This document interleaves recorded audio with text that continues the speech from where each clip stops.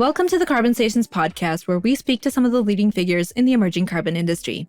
Joining us for today's episode is Sebastian Manhart, climate activist and senior policy advisor at Carbonfuture, the trust infrastructure for carbon removal. Sebastian, as one of the most prominent voices in the carbon removal industry, it's a real honor to have you on the show. If you've listened to the podcast before, you know that we do like to know what our guests used to do before getting involved in the carbon industry. So it would be great if you could share a little bit about your background and what you were doing prior to joining Carbonfuture. Yeah, sure. And thanks for having me on the show. I've actually spent in the last 2 weeks, I've been binge listening all the episodes that you recorded to date, and I really, really like the format. But awesome, thanks. Yeah, no, it's really great, and you featured some fantastic speakers. My background is I am trained as an economist. I was a tech entrepreneur for 10 years, and I think that was already probably one of the reasons why I ended up where I am, because I used to run a tech startup that worked in global development, global aid. And so most of the time I was in Sub-Saharan Africa and South Asia. And that's where you can already really see the impact of climate change more than anywhere else, right? And I remember, for example, doing a lot of work in Bangladesh, and you would fly into Dhaka, the capital, and think that you were flying over the sea, over water. But in fact, it was just flooded land, which you would realize when you saw the shiny rooftops kind of glimmering in the water. And it was really tough to see that, how we were doing a lot of work kind of trying to fight the symptoms, but not really getting to the root cause. Spent around 10 years in that. Then I ended up working for Angela Merkel's chancellery for 2 years, which was fantastic and a really important period of my life. And also it showed me the power of advocacy and of working on policy, which is where I've landed now. And then for the last 2 years or so, I've been working on carbon dioxide removal. And for me, really, one other, I guess, experience beyond kind of what I saw in my professional realm is really my personal, which is that I live in the mountains. I'm very lucky to be living in the Alps in Europe. And in 2018, where I come from in the Dolomites, we had a storm called Vaya, which in a couple of hours created 3 billion euros of damages. But more importantly, it tore down around 18 million trees in a couple of hours. And for anyone who lives in the mountains, they probably will understand that when an event like that happens, it's not just the trees that go, it's kind of a part of people's identity. And that was deeply traumatizing for my community. And so while I was working on digitization at the time, I realized more and more, okay, I really have to shift climate. And that's where I ended up. Wow. So what led you to join Carbonfuture exactly? And could you perhaps expand a little bit on what your role as senior policy advisor entails? Yeah, I mean, you already explained briefly, right? Like at Carbonfuture, it's actually very similar to the startup that I ran in development. We had the same mission, just in a different sector, which is and was to increase trust and accountability, in this case in carbon removal, in my startup in aid. But I was introduced to Carbonfuture, and I was already hooked on CDR. I heard about CDR the first time on a podcast, actually, by Naeem Merchant, the Carbon Curve. We used to work together in global aid. And then I saw that he was doing something on climate tech, and I listened to it. And honestly, I heard the podcast, went down a rabbit hole, never came back. And I was introduced to Carbonfuture, and what really resonated with me was, one, the mission, which I identified with, which was increasing trust and accountability, but also the CEO, Hannes. I've worked with, I've led companies, I've worked with a lot of CEOs around the world, and he kind of has this mix of strong business acumen, an environmental heart, but also a lot of humility, which really appealed to me. And at Carbonfuture, what I do is I run policy there, which in practice means we need to create the policy conditions around the world, and especially in the US and Europe, to scale technologies, CDR technologies that we need, right? So it means convincing policymakers at the end of the day why they should put tax dollars into durable carbon removal today. And also, I should say, I wear a couple of different hats. I'm also the initiator and chair of the board of the DVNE, which is the EU's first national trade association for CDR in Germany. And I'm a founding director of the US Biochar Coalition in the US. And I find these trade associations very powerful to do my work. But yeah, it's all geared towards the same goal, which is to promote policies for durable carbon removal. Excellent. Yeah, I was actually going to ask you what else you do aside from Carbonfuture, because As I mentioned, you are one of the most notorious voices in the CDR space, and you craft these brilliant LinkedIn posts that are not only very informative and like also on top of the latest industry developments, but they're also just very enjoyable to read. And in doing so, you've pretty much become your own brand. So to anyone listening, if you haven't yet, I would recommend following Sebastian on LinkedIn, so you're always up to speed with what's happening in carbon removal. How did you get into into this whole LinkedIn posting thing? Because you're pretty much a news outlet of your own. That is very kind. And honestly, this happened quite rapidly and at the beginning unexpectedly. What happened was, like many other people, I came into the space from another sector, pretty much like everyone I know. And I had to learn a lot. And my way of learning has always been writing it and explaining it to others. That way, I know that I've simplified it enough to understand it. So I was already doing the work, and I decided, okay, I might as well have the discipline to share it as well, which forces me to have this clarity of thought in writing. And that resonated well. I think we are in an industry that sees thousands of people join every month, if not more. And these people are craving content that simplifies complex concepts, whether it's market trends, whether it's policy, whether it's the newest technology. And so I've started doing it. It resonated a lot. And now I love it, not just to kind of help me promote content and help me learn, but also to do my work. You know, when you're doing advocacy, I've really embraced the kind of digital remote way of work. I try to avoid conferences these days, right? I try to be really focused on how can I achieve my goal without traveling around the world, despite having a global role. And I think nothing works better than using the digital realm to do so. Now, moving on to your field of expertise, which is policy. Recently, the European Council and Parliament both reached an agreement on the EU's carbon removal certification framework, or the CRCF. What is its importance, and how well structured do you believe it is? So the carbon removal certification framework, or CRCF, to me is probably the most important piece of CDR legislation happening anywhere in the world. Why? Europe has a 2050 net zero target, which applies to 27 member states. To reach net zero, we need CDR, but CDR is not yet integrated into the key policy vehicles like the emission trading system, for example, or ETS, to get there. And the CRCF is essentially the missing building block that the European Union is creating that can then be referenced by all subsequent legislation to achieve carbon removal and net zero. And also, and we've seen this in the past in Europe, Europe is very good at creating kind of gold standard policy, gold standard legislation. Similarly to what has happened with the GDPR and privacy, I can foresee this becoming kind of the go-to golden standard for CDR certification. Because so much has gone into this, so many resources have been invested. Now, where are we at? I think the end result of this process, which you mentioned, terminated on the 20th of February, is actually quite remarkable. There's a lot of good stuff in there. There's a lot of detail. The first attempt ever, as far as I can tell, to say what high quality permanent removal is, for example. There's some challenges. We have emission reductions all over a carbon removal framework, which makes no sense and is testament, I think, to the strong agriculture influence in European policy. But overall, it is a fantastic base to work off. And I'm very much looking forward to seeing what we can do with this in other climate legislation in Europe. Right. But if I'm not mistaken, it's not yet entered into force, correct? So is it still subject to changes or edits? Correct. And maybe I can give kind of a look ahead.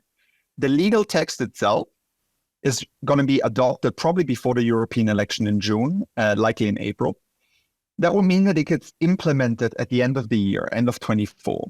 But then the Commission still has 12 months to develop the methodologies, which I can talk about in a second. So we can imagine this being up and running with the first certification methodologies at the end of 2025, early 26. Now, this is where the focus is shifting. In April, we've got the next meeting of the CRCF expert group, as it's called, by the European Commission, which is tasked with developing methodologies, which is actually the flesh on the bone, let's say, of the CRCF. It's the detail. And this is where the rubber hits the road, because we might now have a good result on the legal text. But if, for example, the commission or the expert group decides to prioritize only specific methodologies, for example, DAX, specs, and carbon farming, which is one direction that it could be taking, then we might not have methodologies or CRCF certified units of biochar, enhanced weathering, ocean alkalinity until as early or as late as 2027, 2028, which could be a huge challenge. So yeah, you're right to point out that we're not there yet. And even if the legal text is in good shape and on its kind of final steps, what the Commission will be doing now will have a huge impact on how the CRCF is actually implemented and its impact. Okay, and you touched on methodologies. If you could elaborate on those also. Yeah, so methodologies, it's really a question of what this exactly means. One interpretation of what the Commission is going to do is to essentially develop standards as they're known in the voluntary carbon market. Essentially the exact rules by which a specific technology like enhanced rock weathering will be certified. However, this is a lot of work. In the VCM, we actually have companies doing standard development with dozens of researchers, and it takes them 6, 9, 12 months to develop one. And once developed in this fast-growing market, they have to be updated every 3 to 6 months. And I've worked in government, I've worked in the Chancellery. I don't think this is the core expertise of government. And frankly, it will be a lot of work, and I don't know how much the Commission will be able to do in this case, which would lead to developing maybe only 2 or 3. An alternative approach is focusing a level higher and essentially setting the principles, the guardrails of what standards need to follow, and then letting the VCM essentially develop or adjust existing standards to fulfill these requirements. This would allow the Commission to, I think, play to its strength, and at the same time develop not 2 or 3, but 4, 5, maybe 6 standards in the same time frame. This is something that's now up for debate in the next weeks or months, but I think it's a core discussion that we should be engaging with, because the cost of only doing 2 or 3 would be very high to Europe and also to all the VCM players who are working on all these other technologies. Just let's diverge a little bit. Since you said VCM, this is another rabbit hole. We'll try not to go too deep into it, but I'm curious on your opinion about whether you see the VCM as a strong enough tool to actually scale carbon removal. It's a good question, a very important question. I mean, for context, the VCM for carbon removals has grown at a compound annual growth rate of around 500% over the last 3 years. That's from a small base, but that's significant growth. And we've reached 4.5 megatons of durable CDR purchased last year. So that's significant, right? But once you look into the details, you see that around 60% of that is Microsoft, right? If you go deeper, you see that only 14 companies have bought 10,000 tons or more. So it's very fragile. It's a very fragile construct, which is crucial in these early days. It is, I think, a testament to kind of the courage as well of these handful of companies that are taking this higher risk and the higher cost at this moment in time. And I expect that the VCM will continue to grow. It will continue to grow significantly. But even then, we're talking about an industry that needs to grow 40% year on year for the next 26 years. You cannot do that based on voluntary corporate commitments alone. So what I foresee is almost kind of a 3-step process. Step 1, voluntary carbon market. That might carry us for the next couple of years. It will continue after that, but it won't be the main driver of demand. Step 2, government demand. Essentially a step change in the form of public procurement, in the form of tax credits and other subsidies. And step 3, which is the game changer, I think, is compliance markets. This is, 7, 8, 9 years from now. But compliance markets, we are talking about single, double, if not triple digit billion amounts in terms of euros in Europe that could really, really propel the CDR market to the gigatons we need. So yeah, the VCM, important, but it won't get us all the way there. Thank you. And for a question that's closer to home, Germany, as the EU's leading economy, has also been making strides in supporting CDR. Particularly as Germany's Minister of Economic Affairs just recently presented it like an actual, tangible carbon removal strategy. It would be great if you could dive into this a little bit and share some of its main points and implications for the sector at large. Yeah, I mean, Germany, as you said, biggest economy in Europe, 3rd biggest economy in the world. And I used to work for Angela Merkel's chancellery, and I've seen what happens in Brussels when Germany shows up strong. Europe moves. So Germany has a huge importance domestically, but also for Europe and the world. Until recently, frankly, I don't think anyone would have really touched Germany in earnest when it comes to CDR. Because the Green Party in a coalition government in the mid-2000s passed a law that prohibits the transport and storage of CO2. Now, this law, interestingly, was passed by the same party as the minister that you just mentioned, who's now looking to overturn it, which is a very, very promising development. And Germany, I mean, as I said, I've kind of initiated and I'm now chairing the Deutscher Verband für negative Emissionen, the DVNE. And it's been a fascinating process to create essentially this platform and see how many incredible CDR companies already exist in Germany, how many of the big corporates that everyone knows are willing to engage in CDR, and finally, most importantly, where politics is at. We're seeing a green government extremely favorable when it comes to carbon management and carbon removal. And they've just launched the carbon management strategy, which is focused more on industrial CCS, but now they're about to embark on the carbon removal strategy for Germany, which will have dedicated CDR targets for 2035, 40, 45, maybe a net negative target for 2060, enshrined in law, and many other good things. So it's a really exciting time for Germany, and I'm very hopeful that Europe's biggest economy is finally on the move. You mentioned the Deutscher Verband für negative Emissionen. I'm sorry if I butchered that. Could you speak a little bit as to what this organization is and what its work is? Good German. Thank you. Sure. The DVNE, which you pronounce beautifully, better than most people I've heard, its ambition is to support Germany in achieving its 2045 net zero target. How do we plan to achieve this? By turning Germany into a global leader for carbon dioxide removal.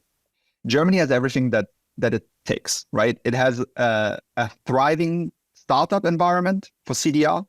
It has leading academics, both on the climate science, but also on the actual engineering. It has a favorable government environment. It has a very climate conscious public, and it has big corporate powerhouses that could really propel this forward.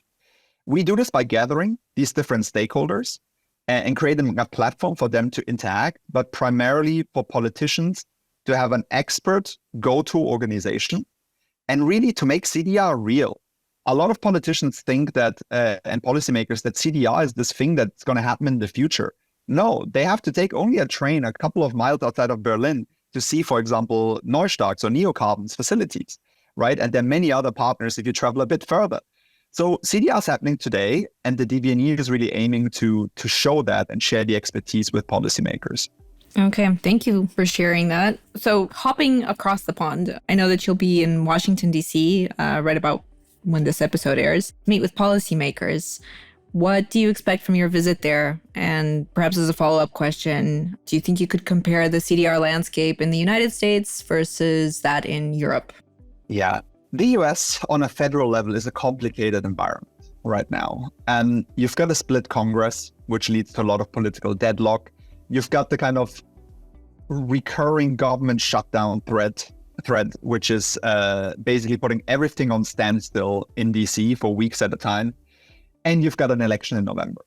So put those three together, and I think anyone will appreciate that we can't have high hopes for things coming out of Capitol Hill this year. So focus really is shifting towards other areas. And the two that I would highlight for CDR are the US Department of Agriculture and the US Department of Energy. I think more well known is the work that the DOE has been doing. They have quite a bit of money already appropriated from the Inflation Reduction Act and the Infrastructure and Jobs Act. And they are doing incredible work, putting money to get steel into the ground, whether it's the direct air capture hubs with 3.5 billion, whether it's the first public procurement of a government of high quality CDR with 35 million. They're doing incredible work. The Department of Agriculture flies a bit more under the radar. And this is really important for example, enhanced rock weathering, for biochar carbon removal, because there's a lot of ways to finance CDR without saying carbon removal. There's, for example, the conservation practices standards, which are money that farmers can get every time they use enhanced rock weathering or they use biochar on their fields. And this can be a huge opportunity, independent of what's happening kind of in Capitol Hill, to drive CDR forward across the states. But still, it's a complicated environment. In terms of the differences, the second question you asked, the primary one is the US is really focused on getting money out there, on financing CDR right now, today. I think this reflects the political landscape. You're operating on 2-year cycles. Everything can change within 2 years. In Europe, we're talking about, 2040 targets now that will be set and not changed for the next 17 years, right? We have a much more longer term horizon of planning. So in Europe, we're taking this slower, we need to standardize, we need to certify, we need to create the foundations to then run fast. In the US, it's just, let's get it out there while we can and get this off the ground. So I think it's very complementary, but very, very different when it comes to what it actually means for CDR companies. Okay. And would you say right now that the US is in fact actually getting more work done as far as CDR goes? Well, it depends how you define work, right? What they're undoubtedly doing is they're putting more money into this and deploying it today. If you think about the direct air capture hubs, they've already awarded the first 1.2 billion for 2 hubs. And we've got megaton DAC facilities being built today with federal support. We don't have that in Europe. Having said that, and in Europe with the CRCF, we're creating a gold standard that will help CDR policy across the globe move faster in this decade, right? So I would say there are different priorities. And also I would say we underestimate and underreport what European countries are doing. Sweden, for example, has put 3.2 billion euros into BECCS. That's almost the same as DAC hubs, but it's completely underreported, right? So I think Europe is definitely leading the way on certification and the US on deploying capital. So you think it's accurate to say that once this legislation is all put into place, that carbon removal will skyrocket in Europe? Yeah, look at the ETS, for example. To quickly touch on this because this is crucial. The emission trading system, or ETS, it's the world's biggest compliance market for carbon. It's 86% of the global compliance market. It's just the ETS. It provides 40 billion euros of revenue to the European Union every year. And you don't have anything like that in the US. You've got some state carbon markets, like in California. But if we imagine what will happen when carbon removal is integrated into the ETS in 2031, hopefully, that will change everything. And in the US, we don't have a path to that kind of scale up through the government. I guess the question here is whether or not that's not going to be too late, in 2030, because it is a race against time at the end of the day. Absolutely. And I come back to kind of this 3-step approach to scaling the industry: VCM, government, and then compliance market. If we only rely on the compliance market, A, it's too late. And B, by the time the compliance market is opening up, they will need megatons, maybe even way more, of CDR overnight. And we won't have that ready. So we do need to figure out how we can scale the industry in the meantime. And again, I think national government support, like we see in the US, like we'll hopefully soon see in Germany, will be the key driver here. Okay, so with that in mind, not looking into the future, but more looking into the past couple of years, I would say, could you comment on the CDR industry's development at large? What you've seen happen, what makes you feel optimistic, aside from the EU's framework that we covered? I think, what makes me optimistic more than anything else is the talent that is pouring into the space. I'm sure you witnessed this as well, but it's simply incredible and inspiring to see what type of people and what caliber of people are moving into this.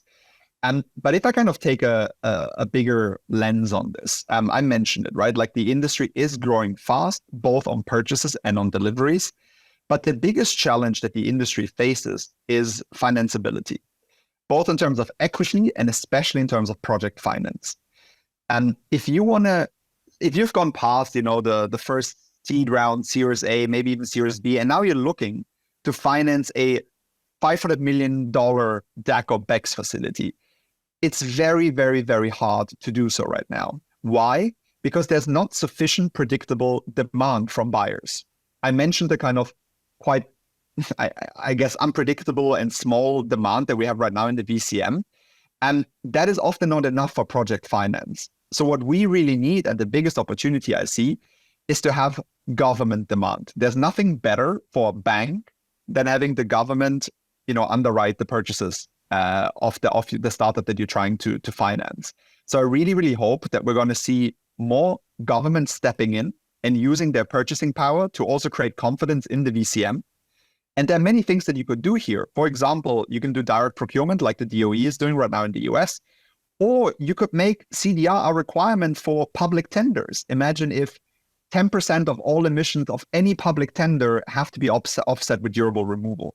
Suddenly you kind of have that multiplier effect through the government procurement, which is the biggest, demand generator that exists. And so this is where I hope more of the attention will go, is how we can close the financing gap by creating more durable, and not more durable, although that's an ironic term, to create more predictable demand for CDR.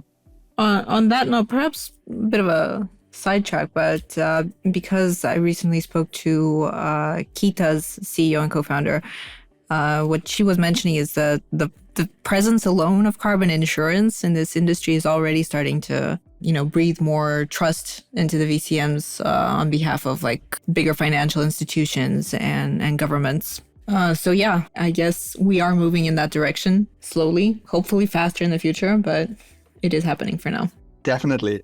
And I listened to the podcast with Natalie, and I think it's fantastic what Kita is doing, and seeing the emergence of insurance products and I guess financial products that you tend to find in more mature industries is a key element that we will need to scale this industry. It's a young industry. It's still quite immature in many ways, and it's trying to bite off probably more than it can chew in the short term. And we need to bridge that gap, because we're not trying to scale it a little bit or twofold or threefold, but almost 5,000-fold in 27 years. So yeah, I'm glad that Kita and others are putting the effort in to do so. So before we wrap up, I'd like to circle back to Carbonfuture and ask what the company has been up to these days, and if there are any exciting developments in the pipeline or announcements that we should look forward to. Yeah, maybe we gave the one sentence tagline, but I'll quickly say what we do at Carbonfuture. To build this trust infrastructure that we need to scale CDR, we see two key elements. The first one is robust monitoring, reporting, and verification, or MRV. I know this is a buzzword, everyone talks about it, but this is really what we need, connected with independent third-party standards, to allow the market to function seamlessly and with high trust. And Carbonfuture, we've built an end-to-end MRV product, which has been used widely now by a lot of different stakeholders for biochar carbon removal, which we saw as the most mature technology to start with. The second thing we do is we are a marketplace. We need to reduce the transaction times from years to weeks and connect suppliers with buyers around the world. And we're the leading marketplace with around 150,000 tons of CDR transacted. So this is kind of where we are at. Where we're going is really two key focus areas. One is supplier support. We've identified that as one of the key bottlenecks. So suppliers, especially people who are starting off, find it very, very hard to navigate things like certification, finding buyers, understanding policy.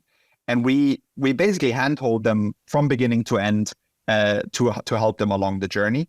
And the second thing is building MRV for other approaches, whether it's enhanced weathering, whether it's BECCS or DUCs. We need to build out these automated digital MRV tools. So this is where we're at. We're very excited for where this is all going. We see that we've built the right product at a great moment in time. But obviously, all of this will only work if the other things that we discussed today in terms of demand fall into place. Okay. Sebastian, this was a wonderfully insightful conversation. It was a real pleasure to have you with us today. Thank you so much for your insights. And I do hope we'll see carbon removal growing and scaling as you predict. Thank you very much for having me. If you enjoyed this episode of the Carbonsations podcast and would like to hear more conversations like this, please be sure to subscribe. We really appreciate the support.